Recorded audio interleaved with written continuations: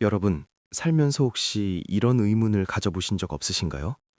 평생 경전 한 번 소리내어 읽지 않았는데도 마치 태어날 때부터 부처님 마음과 맞닿아 있는 듯한 사람이 있는가 하면 매일같이 목이 쉬도록 염불하고 절을 하는데도 도무지 깨달음의 문턱을 넘지 못하는 사람이 있습니다. 이건 전생의 업보 때문도 아니고 타고난 복이 부족해서도 아닙니다. 단지 여러분이 진짜 불연, 즉 부처님과의 인연이 입에 있는 것이 아니라 마음의 경지에 있다는 사실을 놓치고 있기 때문입니다. 화엄경에 이르기를 모든 중생이 본래 부처의 지혜와 덕을 갖추고 있으나 쓸데없는 생각과 집착 때문에 이를 보지 못한다고 했습니다.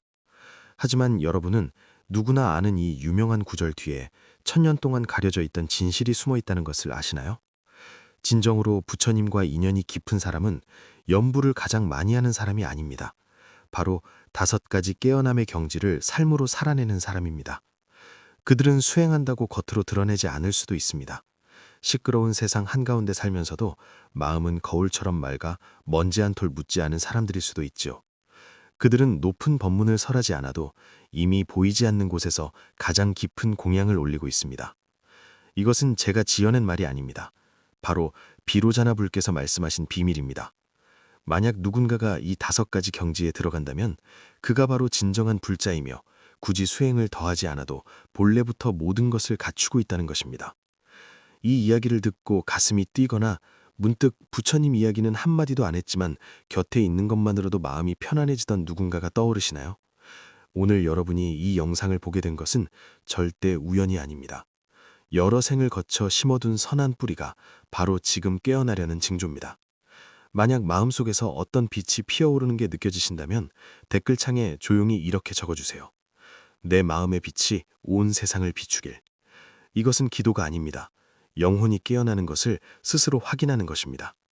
이제부터 그 5가지 경지를 하나씩 풀어드리겠습니다. 이것은 이론이나 철학이 아니라 부처님의 마음으로 들어가는 5개의 비밀문입니다. 그 문 뒤에는 우리가 잊고 지냈던 깨달음의 암호가 숨겨져 있습니다. 불교의 끝없는 가르침의 바다에는 시간을 초월한 부처님이 계십니다. 과거에도 미래에도 그리고 우리가 아는 현재에도 머물지 않는 분, 바로 비로자나 불입니다. 비로자나는 광명이 널리 비춘다, 즉 대일열애를 뜻합니다.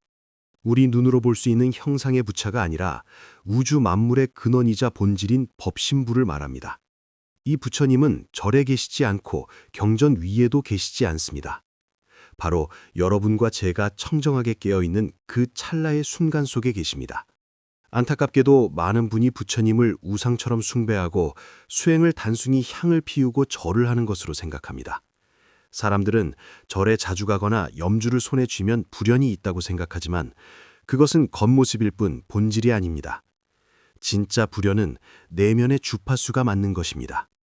라디오 주파수를 맞춰야 방송이 들리듯 여러분의 마음이 부처님의 경지와 같은 주파수여야 합니다. 비로자나 불께서 말씀하신 진짜 불연이 있는 수행자는 마음이 이미 세상의 모든 형상을 초월한 사람입니다. 그들은 출가하지 않았을 수도, 계율을 지키지 않을 수도, 좌선을 하지 않을 수도 있습니다. 하지만 그들의 행동 하나하나는 지혜와 맞닿아 있고 생각 하나하나가 자비입니다. 이런 인연은 공덕을 쌓아서 얻는 게 아닙니다. 여러분이 어떤 경지를 살아낼 때 불성은 자연스럽게 드러납니다. 마치 연꽃이 햇살을 부르지 않아도 햇살이 저절로 비추는 것처럼 말이죠. 그럼 그 5가지 경지는 무엇일까요? 이것은 계단이 아니라 깨어남의 5가지 차원입니다. 옛날 당나라 깊은 산속 거의 잊힌 우느남이라는 작은 남자에 이름 없는 노수님이 살고 계셨습니다. 경전을 읽지도 예불을 드리지도 않았습니다. 그저 낙엽을 쓸고 차를 끓이며 해가 뜨면 앉고 해가 지면 쉬었습니다.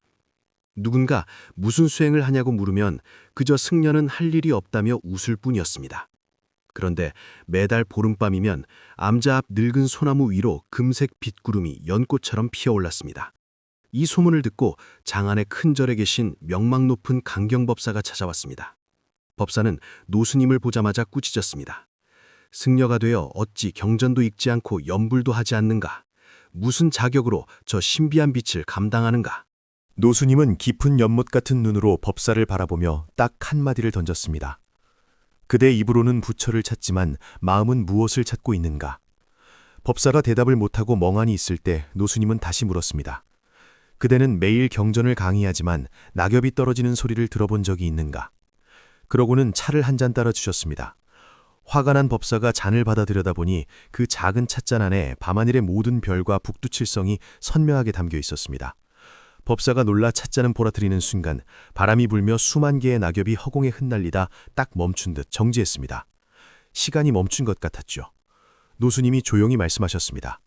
나는 한 부처를 생각하니 그 부처는 내 마음에 있고 나는 한 경전을 읽으니 그 경전은 온 세상 만물에 있네. 그 순간 산속의 모든 소리가 사라졌고 법사는 그제야 깨달았습니다. 자신이 평생 공부한 이론이 눈 녹듯 사라지며 무릎을 꿇고 눈물을 흘렸습니다. 제가 어리석었습니다. 이제야 진짜 수행이 무엇인지 알겠습니다. 법사는 그 길로 모든 명예를 버리고 그 암자에 남아 노수님을 위해 물깃고 장작 패는 일을 하며 여생을 보냈습니다. 훗날 사람들이 그 노수님이 누구냐고 묻자 법사는 이렇게 대답했습니다. 그분은 부처도 보살도 아니다. 그분은 무사인, 즉 마음에 아무 일도 없는 사람이다. 그리고 무사가 곧 부처다. 이 이야기는 동학문서 속에 숨겨져 있던 것입니다. 여기서 말하는 무사, 아무 일도 없다는 것은 게으름이 아닙니다. 마음에 걸림이 없고 흐르는 물처럼 집착하지 않는 경지입니다.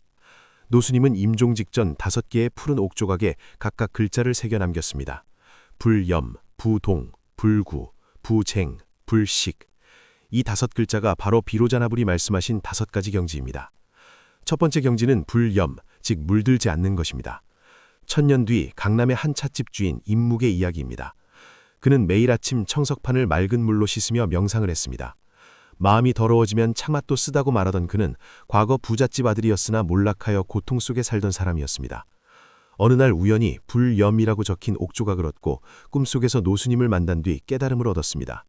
그는 찻집을 열어 사람들의 마음을 편안하게 해주었습니다. 어느 날 난폭한 손님이 와서 행패를 부리고 찬물을 끼얹었지만 그는 조용히 깨진 것을 치우고 새 차를 끓여 내밀며 목이 마르실 텐데 드시지요 라고 했습니다.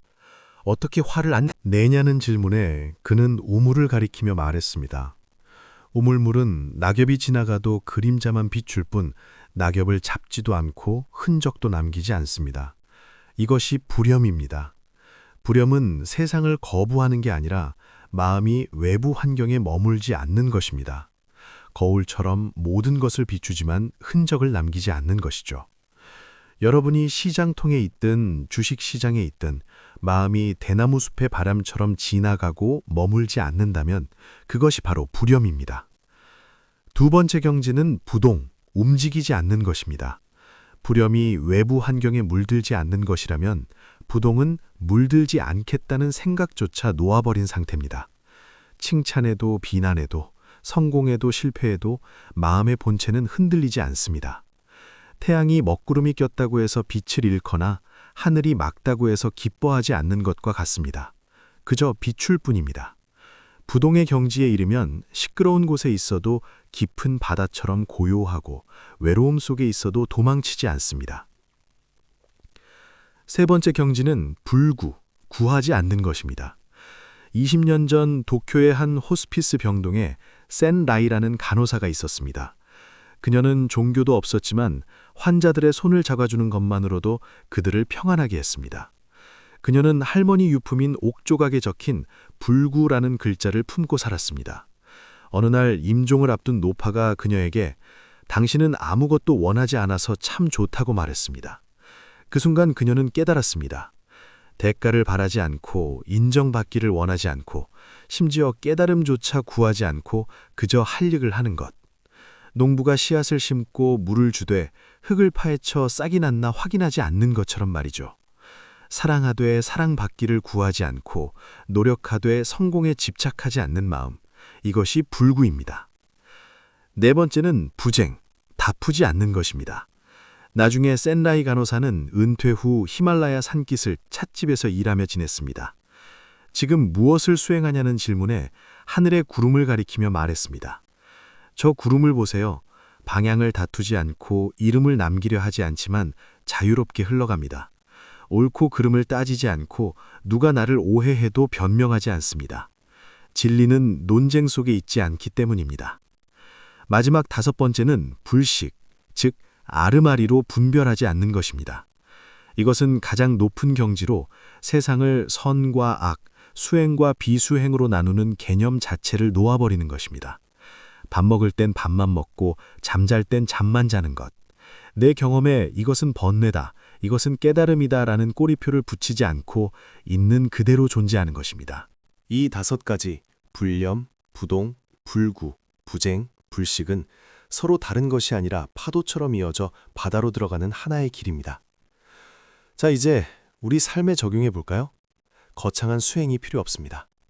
먼저 화가 나거나 감정이 요동칠 때 3분만 멈추세요.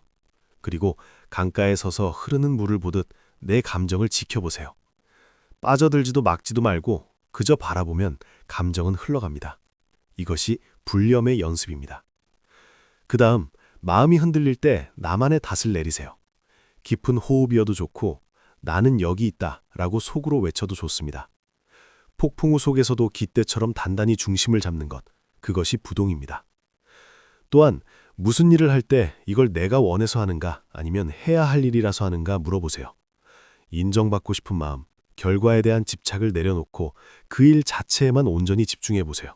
그것이 불구입니다.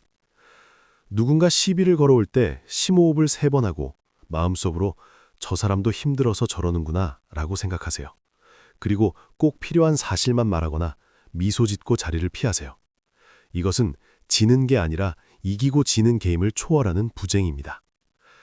마지막으로 하루를 마칠 때 좋고 나쁨으로 하루를 평가하지 마세요. 오늘 회의에서 내 의견이 반대되었다 라고 사실만 묘사하세요. 무시당했다라고 해석하지 마십시오. 이것이 불식입니다. 여러분이 어느 날 문득 누군가 욕을 해도 마음이 요동치지 않고 노력했지만 결과에 상관없이 마음이 충만하다면 그때는 묻지 않으셔도 됩니다. 여러분은 이미 부처의 경지를 살고 있는 것이니까요. 기억하십시오. 진정으로 깨어있는 사람은 무언가를 더해서 된 것이 아니라 무언가를 하지 않음으로써 자유로워진 사람들입니다. 여러분은 본래 부처입니다. 단지 그 사실을 잊었을 뿐입니다.